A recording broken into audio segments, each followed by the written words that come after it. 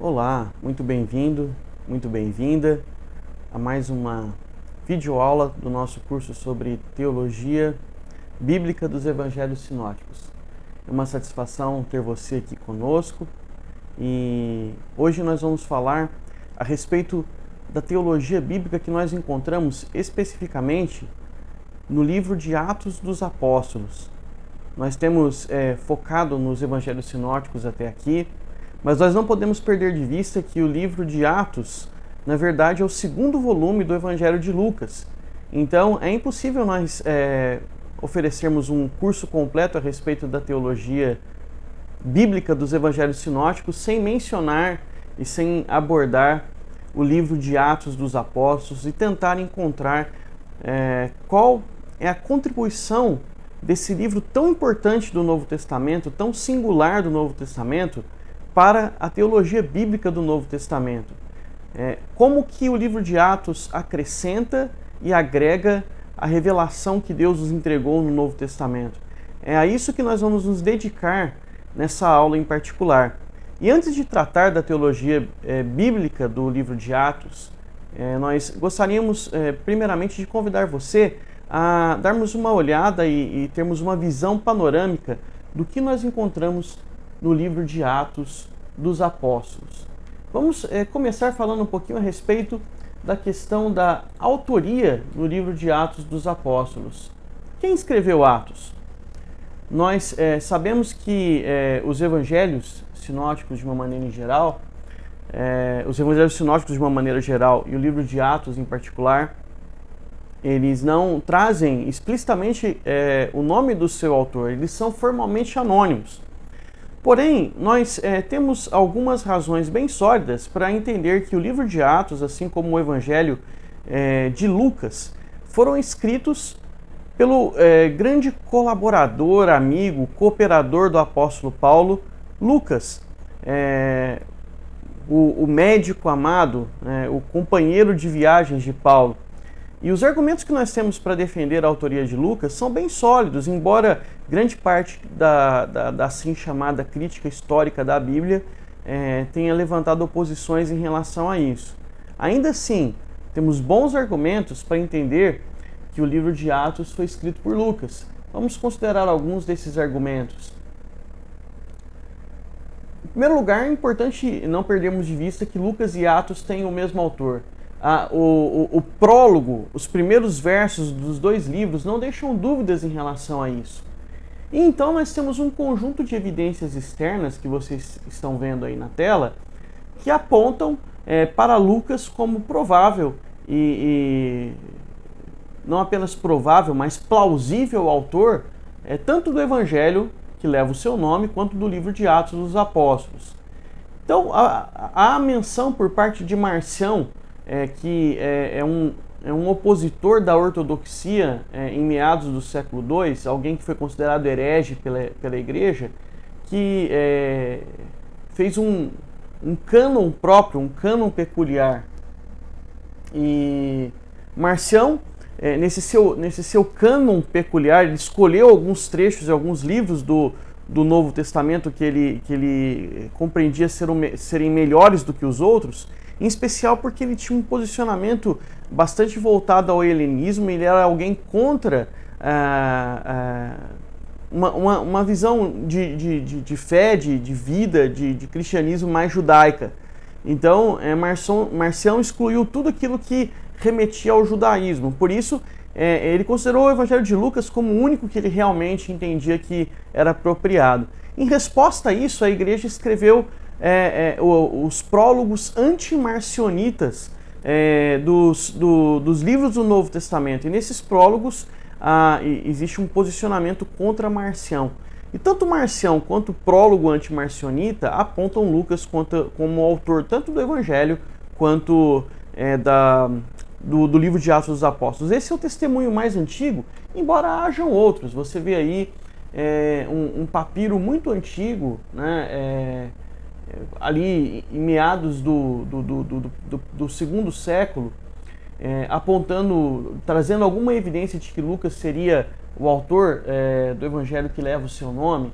Nós temos a tradução armênia do Novo Testamento, que também faz uma referência a Lucas como autor, né? E alguns autores tentam trazer o fato de haver uso da linguagem médica como um argumento de que Lucas teria sido o autor desses livros, embora esse argumento seja um argumento bastante fraco, né?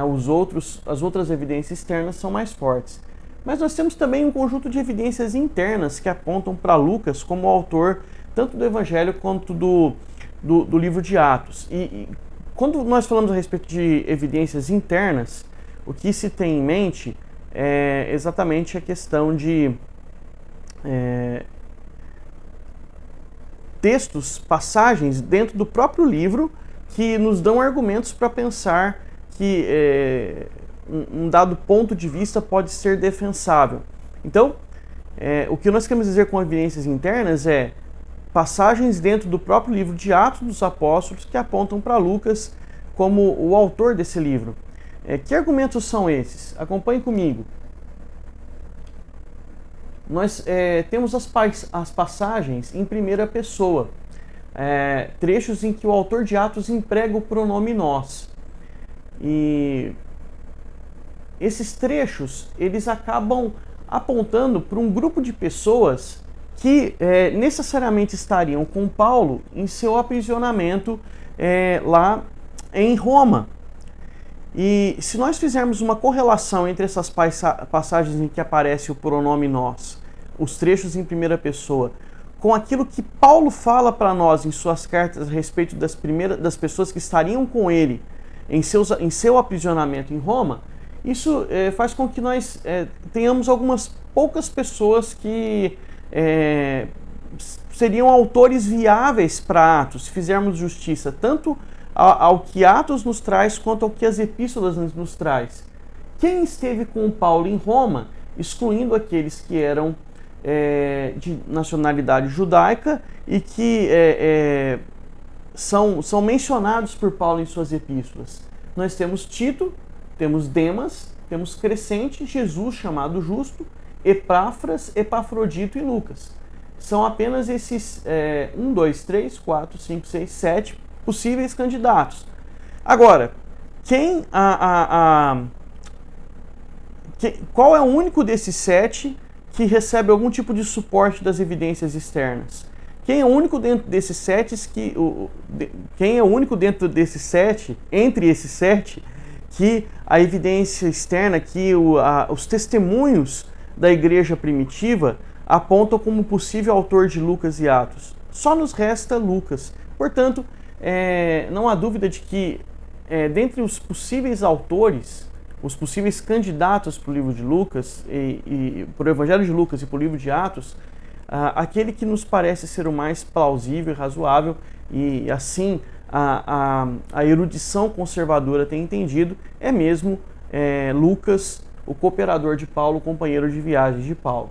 Bom, tendo dito isso sobre a autoria, é importante nós mostrarmos para vocês quais são as características desse autor que são salientes e que são importantes para a interpretação do livro de Atos. Acompanhem comigo. Esse autor não foi uma testemunha ocular do ministério de Jesus. É importante frisarmos isso, e isso acaba impulsionando Lucas a ser muito criterioso no levantamento de dados, tanto para compor o seu evangelho quanto para compor o livro de Atos. Ele enfatiza o fato de que não era mesmo uma testemunha ocular dos fatos, mas ele registra para nós, principalmente no prólogo de Atos, que foi atrás das testemunhas, que falou com aqueles que foram pessoas que vivenciaram os eventos relatados por ele no evangelho. Ele reuniu aquilo que foi escrito antes, por aqueles que escreveram alguma coisa antes dele. Portanto, Lucas pesquisou para compor o seu evangelho. Além disso, obviamente, nós confiamos e cremos que ele escreveu inspirado pelo Espírito Santo. E é importante nós frisarmos a sua extremamente próxima associação ao colégio dos apóstolos, em especial ao apóstolo Paulo, o que, de alguma maneira, é importante porque nós sabemos que a igreja dá um peso muito grande a autoridade do apóstolo com relação aos escritos que vieram a compor o cânon cristão. Então, ainda que Lucas não tenha sido um apóstolo propriamente dito, ele é alguém muito proximamente associado a um apóstolo, no caso o apóstolo Paulo. E o fato de não ter sido testemunha ocular dos eventos o levou realmente a fazer uma pesquisa muito profunda, a envolver outras fontes na composição do seu evangelho, o que traz uma riqueza e algumas notas em particular ao seu evangelho que apontam para digamos, a importância que ele dá a corroborar o seu relato com evidências históricas. Isso é muito interessante, é um aspecto em particular muito claramente perceptível no Evangelho de Lucas. Mas além da questão do fato de Lucas não ter sido testemunha ocular do ministério de Jesus, outros aspectos são importantes em relação ao perfil de Lucas. Ele é alguém intimamente associado ao apóstolo Paulo, como nós já mencionamos. Era um cristão gentil, isso Paulo deixa claro na carta aos Colossenses, em que ele menciona aqueles que não eram da circuncisão e estiveram com ele no seu tempo de prisão, e ele menciona entre essas pessoas Lucas. A tradição aponta Antioquia como a cidade natal de Lucas. Há uma referência a isso em um dos manuscritos antigos, um dos testemunhos manuscritológicos do livro de Atos. É alguém que tem uma formação excelente, escreve em um grego primoroso, provavelmente o melhor grego do Novo Testamento, juntamente com o grego utilizado pelo autor de Hebreus. E um escritor muito versátil, um escritor habilidoso, capaz de relatar eventos históricos com primazia, registrar com precisão discursos feitos por outras pessoas e, portanto, alguém capaz de cativar o leitor por meio de um escrito que é, em todos os aspectos, dentro da tradição literária da antiguidade, um escrito realmente primoroso. Então, talvez Lucas, do ponto de vista literário, seja um dos escritores mais habilidosos do Novo Testamento, sem sombra de dúvida. Além da questão do perfil do autor, falemos um pouco a respeito de quem recebeu os escritos de Lucas. Quem foi o público destinatário, o público-alvo, o leitor ideal, como dizem os críticos literários, do Evangelho de Lucas e do livro de Atos? Vamos considerar um pouco essas questões. O público-alvo de Lucas são cristãos gentílicos e gentios em geral. O livro, por que nós podemos saber disso? O livro é dedicado a alguém com um nome grego. Lucas dedica tanto o Evangelho quanto o livro de Atos, que são de fato uma obra só, são apenas 2 volumes da mesma obra, a Teófilo, o excelentíssimo Teófilo. Nós não sabemos exatamente quem é Teófilo, mas pelo modo como Lucas trata dessa pessoa, é muito provável que Teófilo fosse uma autoridade romana que talvez tenha até patrocinado os esforços de Lucas no sentido de registrar o Evangelho do Senhor Jesus e a subsequente expansão do reino de Deus, da Igreja de Cristo, através da obra, no poder do Espírito Santo, partindo de Jerusalém e alcançando todos os lugares da terra, como nós vemos relatado no livro de Atos. Então, essa pessoa talvez tenha sido um patrocinador, um mecenas que investiu no trabalho de Lucas e o ajudou, talvez até mesmo materialmente, financeiramente, a escrever sua obra. Lucas dedica a obra a ele, mas é óbvio que Lucas tem um público-alvo muito maior do que o leitor a quem é dedicada a obra, que é Teófilo.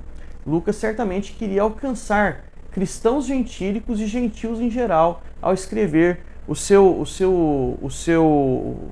escritos. E isso fica evidente na medida em que Lucas mostra a relevância da salvação trazida por Jesus Cristo, proclamada no livro de Atos dos Apóstolos pelos primeiros cristãos, a pessoas que estão fora do contexto de Israel. A salvação alcança pessoas fora do contexto de Israel. E isso fica claro tanto no livro de Atos, quanto até mesmo no Evangelho de Lucas. Lucas menciona algumas pessoas que são alcançadas pelo ministério de Jesus, que não são necessariamente judeus. Mas, em especial em Atos, nós vemos de fato o Evangelho atingindo, em primeiro lugar, a Judéia, depois Samaria, e então a Ásia Menor, a Península Grega, chegando aos confins da terra, chegando até a capital do Império, até a cidade de Roma. O Evangelho, portanto, ele alcança pessoas de todas as nações, e Lucas deixa isso muito claro.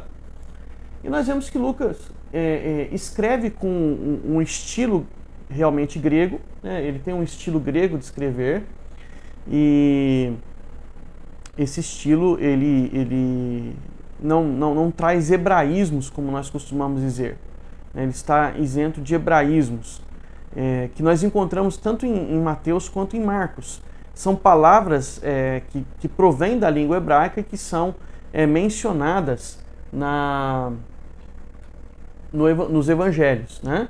E isso não é algo que nós encontramos nos escritos de Lucas, ok? Então tudo isso são evidências de que o público-alvo que Lucas tem em mente é de fato um público gentílico, né? Particularmente um público que não se limita a pessoas de origem judaica. Isso que nós queremos dizer com gentios. Quem são os gentios? São aqueles que não são judeus.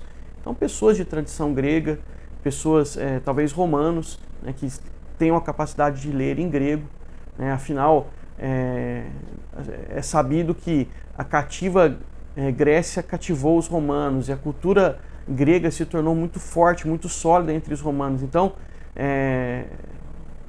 se no Senado se usava o latim para o registro dos documentos romanos, sabe-se que nas ruas de Roma se falava grego. Então, mesmo aquelas pessoas que eram de origem romana poderiam com muita facilidade ler os evangelhos, ler o Evangelho de Lucas, ler o livro de Atos, porque a língua grega era uma língua comum, uma língua franca, até mesmo nos lugares mais romanizados, né? Então, Deus usou um idioma que era um idioma extremamente comum e conhecido na época da igreja primitiva, ok? Então, era esse público que Lucas tinha em mente, né? E nós vamos então falar um pouquinho a respeito do livro de Atos dos Apóstolos, em particular, desassociado ao Evangelho. A primeira questão interessante que surge para nós é: por que Atos dos Apóstolos? Por que esse nome é dado para o livro que registra a história do início da igreja? Esse nome é atribuído ao livro porque, primeiro, é importante mais uma vez enfatizar isso: Lucas não teve a intenção de separar os dois volumes.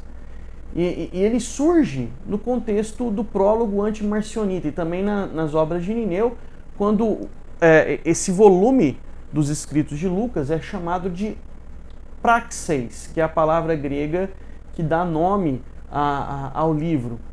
E praxeis é um gênero literário da antiguidade que é bastante conhecido.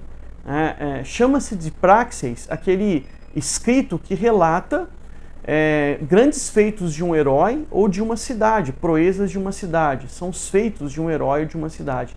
Nesse sentido, os autores em quem nós nos baseamos aí, Carson e seus amigos, Moore e Morris, dizem que o título é apropriado, embora, muito provavelmente, Lucas preferisse um outro título. Talvez Lucas gostaria que seu livro chamasse Atos do Espírito Santo. Afinal, o Espírito Santo é o protagonista da história. É ele quem concede aos apóstolos o poder para fazer as coisas que eles fazem. É ele que conduz a história que se desenrola no livro de Atos. É ele quem toma as decisões. É ele quem impulsiona Paulo ao lugar em que ele quer que o evangelho seja anunciado. É o Espírito Santo que, de fato, é o grande herói, juntamente com Jesus, né? Afinal, são as coisas que Jesus continuou a fazer, tal como Lucas menciona no início do seu livro. que, de fato, assumem o protagonismo daquilo que nos é relatado em Atos. Mas, historicamente e tradicionalmente, o livro ficou conhecido como Atos dos Apóstolos, né? Talvez Lucas preferisse Atos do Espírito Santo ou as coisas que Jesus continuou a fazer. Mas o título não deixa de ser um título, de fato, apropriado e condizente com aquilo que nós encontramos nesse escrito do Novo Testamento. Qual é o conteúdo do livro de Atos dos Apóstolos? Eu vou mostrar para vocês algumas divisões tradicionais que são feitas. A primeira dela divide o livro em duas grandes seções. Nós sabemos que, do ponto de vista humano, o livro de Atos tem dois grandes protagonistas. A primeira seção do livro, do capítulo 1 ao capítulo 12, Pedro está no foco dos eventos.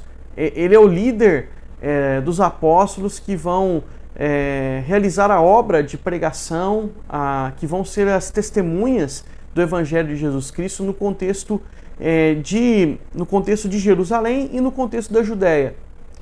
Na segunda parte do livro, a partir do capítulo 13 até o último capítulo, nós temos Paulo como o personagem principal, digamos assim, como protagonista. É Paulo que vai levar, de fato, o Evangelho até os confins da terra, realizar a obra de expansão missionária da igreja. Porém, além dessa divisão tradicional, que leva em conta os dois personagens, os dois protagonistas da expansão da mensagem a respeito de Cristo Jesus, nós vemos Lucas dividindo a obra em 6 partes. E essas 6 partes são evidentes na medida em que Lucas insere um resumo no texto. Em cada um desses resumos, ele descreve fatos que levaram ao crescimento da palavra de Deus e ao crescimento da igreja, marcando o início de uma nova fase de avanço geográfico, conforme nós encontramos lá em Lucas 1:8. O que é dito para nós em Lucas 1:8? O Senhor Jesus ressuscitado, Cristo ressurreto, ele se dirige aos discípulos, aos apóstolos, dizendo que recebereis poder ao descer sobre vós o Espírito Santo e sereis minhas testemunhas tanto em Jerusalém, quanto na Judéia, quanto em Samaria e até aos confins da terra. Portanto, essas 6 sessões que Lucas usa para dividir a sua obra, elas marcam o início de uma nova fase que alcança uma dessas seções geográficas, um desses lugares que são mencionados aí em Atos 1:8. E é muito interessante nós observarmos que essas fases, elas ao mesmo tempo mostram que o avanço do Evangelho recebe oposição, elas mostram que o caminho, como o Lucas chama, a fé cristã e a proclamação do Evangelho, ela recebe forte oposição, em especial por parte dos judeus, eventualmente também por parte de autoridades autoridades das cidades gentílicas, pessoas envolvidas com a religião que não querem que o cristianismo se torne conhecido ali. E isso acontece, por exemplo, em Éfeso, né, onde o Evangelho não recebe oposição diretamente dos judeus, mas recebe oposição dos adoradores de Diana. Mas independente disso, o fato é que, em detrimento da oposição dos homens, em detrimento de aguda perseguição, o Evangelho ele avança de maneira insuperável e de maneira absolutamente impossível de ser impedida, de maneira desimpedida. E é interessante que Lucas usa inclusive essas expressões que mostram essa capacidade do Evangelho de cumprir o seu papel e de alcançar o seu propósito, de transformar vidas apesar da oposição das pessoas. Ele fala a respeito da intrepidez com que os apóstolos pregam. Ele fala que Paulo, Apolo falavam desimpedidamente. Então, Paulo, preso em Roma, conseguia pregar a muitas pessoas, conseguia continuar anunciando a mensagem, a oposição de Satanás, a oposição dos perseguidores da igreja era incapaz de impedir o avanço do evangelho. E essas seções que Lucas usa para dividir o conteúdo de Atos mostra isso para nós de maneira muito clara, né? Então esse é o conteúdo do livro de Atos dos Apóstolos, né? Se nós formos fazer uma divisão em seções, nós vamos ver primeiro um prólogo em que nos é apresentado os alicerces da igreja e a sua missão. Nós vemos a igreja se desenvolvendo em Jerusalém, horizontes mais amplos. Após a morte de Estevão, o evangelho alcança Samaria e Saulo se converte a Jesus Cristo. Nós temos uma seção que mostra para nós a Pedro sendo usado por Deus para alcançar gentios na Samaria e também trazer à fé o primeiro convertido gentil, no caso Cornélio e sua casa. Nós vemos Paulo se voltando aos gentios e realizando a sua obra que alcança lugares longínquos, e nós vemos o evangelho penetrando de maneira ainda mais profunda no mundo gentílico e alcançando pessoas de todas as nações em todos os lugares. Então, são essas as seções, 6 seções que mostram um progresso geográfico do evangelho, partindo de Jerusalém, alcançando primeiramente uma grande quantidade de judeus que se convertem a Jesus Cristo e depois alcançando o mundo gentílico com cada vez maior abrangência e de fato cumprindo aquilo que era o propósito de Jesus Cristo, de fazer com que a mensagem de salvação por meio do nome dele alcançasse até os confins da terra, ok?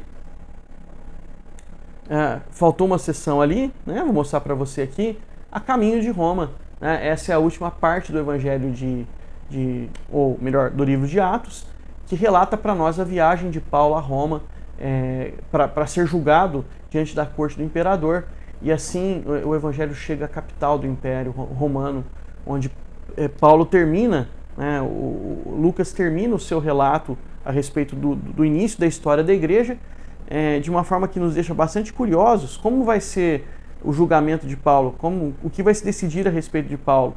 O fato é que isso é deixado em aberto para nós, e isso é uma marca dos escritos de Lucas. Ele gosta de deixar o leitor em suspenso, talvez para que o leitor tire suas próprias conclusões, mas o final bastante, digamos, aberto do livro de Atos, o final lacônico, por assim dizer, ele é muito interessante e intrigante, porque é como se Lucas estivesse passando a bola para nós, né? Paulo veio até aqui, e nem a prisão pôde contê-lo, e essa história não acaba aqui. Essa história tem uma continuação com os cristãos, com as gerações de cristãos que virão após Paulo e após os primeiros apóstolos, né? Vejamos algumas coisas. Infelizmente aqui nós temos um slide que não deveria estar aqui, e vejamos algumas contribuições peculiares do evangelho ou melhor dizendo, do livro de Atos, algumas contribuições peculiares do livro de Atos. Em primeiro lugar, a contribuição histórica do livro de Atos, ela não pode ser subestimada. Não há como exagerar a importância histórica do livro de Atos. Nós temos um detalhamento com riqueza de pormenores a respeito de como a igreja surgiu e quais foram os primeiros passos, as primeiras etapas do progresso histórico da igreja, histórico e geográfico. E há muitos ataques à credibilidade histórica do livro de Atos, e esses ataques eles podem ser desmantelados de diversas formas diferentes. Veja, em primeiro lugar, se nós considerarmos os padrões históricos da antiguidade, Lucas supera em muito os historiadores que se dedicaram a relatar as histórias dos Césares, os historiadores do mundo greco-romano e particularmente da literatura clássica grega. Lucas ele é mais preciso, ele é mais sóbrio, ele é mais ele traz mais informações a respeito do lugar, do tempo, e de maneira mais detalhada do que os historiadores que se dedicaram a relatar, a biografar os grandes heróis do passado. Né? Então, do ponto de vista de comparação de Lucas com os biógrafos, com os historiadores do passado, Lucas, de fato, ele é superior, ele supera esses historiadores, esses biógrafos da antiguidade. Além disso, se nós compararmos Atos com outras fontes, nós vamos ver que Atos é preciso. Atos, ele traz informações acuradas. Então, se você considerar, por exemplo, até mesmo o chamado a tempestade, o Euroaquilão, né? Há relatos em fontes externas que confirmam o tempo, o lugar onde um fenômeno natural como esse aconteceu. Todas as informações a respeito do Império Romano que Lucas traz, o nome das autoridades, os governadores, os pretores, tudo está absolutamente de acordo com fontes externas. Então, não há motivos para nós desconfiarmos da historicidade de Atos. E veja, eu não estou dizendo isso aqui porque para que eu seja convencido de que Atos é correto ou é preciso ou que ele merece confiança. Eu preciso da confirmação dessas fontes exteriores, dessas fontes externas. De maneira nenhuma. O que me constrange, o que me compele a acreditar no Evangelho de Lucas, nos outros evangelhos e no livro de Atos como fontes históricas confiáveis, é o Espírito Santo que me leva a ter convicção de que esses livros são inspirados. E sendo inspirados, eu creio que eles são inerrantes. O ponto é, muitas pessoas dentro e fora do contexto da academia teológica atacam a historicidade, tanto dos evangelhos quanto do livro de Atos. E o que nós estamos trazendo aqui são argumentos que mostram que tais ataques, eles não se sustentam, eles podem ser desmantelados, com relativa facilidade até. Então, se compararmos Atos com outras fontes históricas do mesmo período, nós vamos ver que toda a informação que ele traz é acurada. E considere a literalidade dos discursos que são registrados no livro de Atos. Isso é uma coisa muito interessante. Se nós considerarmos esses discursos e compararmos, por exemplo, os discursos atribuídos a Pedro, nas cartas de Pedro, nós vamos ver que há muita congruência. Se você comparar as coisas que Paulo fala no livro de Atos, tal como registrado por Lucas, nós vamos ver que temas levantados ali são temas que Paulo usa também em seus escritos. Então, esses discursos apontam para nós, são mais um elemento que podem ser, mais um elemento que pode ser usado para se defender a historicidade dos relatos de Lucas, ok? Então, contribuição histórica do livro de Atos.